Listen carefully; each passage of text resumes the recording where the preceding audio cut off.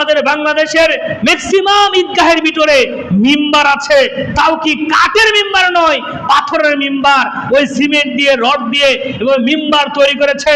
আমি ওই সকল ইমাম সাহেবদের জিজ্ঞাসা করি, কোথায় পেয়েছেন আপনার মাটির মিম্বার?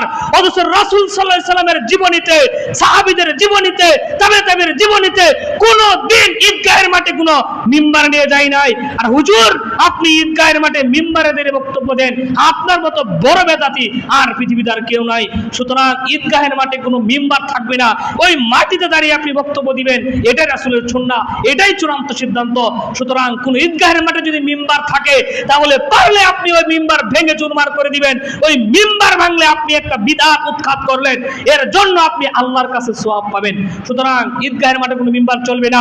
মসজিদে যদি ঈদের নামাজ পড়া হয়, ইমাম সাহেব মিম্বারে দিয়ে বক্তব্য দিতে পারবে না। মসজিদে যদি ঈদের নামাজ পড়া হয়, ইমাম সাহেবকে ওই জায়গায় দাঁড়িয়ে খুতবা দিতে হবে, এই মিম্বারে উঠতে পারবে না। এই মিম্বারে উঠে খুতবা দেওয়া সম্পূর্ণ বিদআত। এই থেকে আপনারা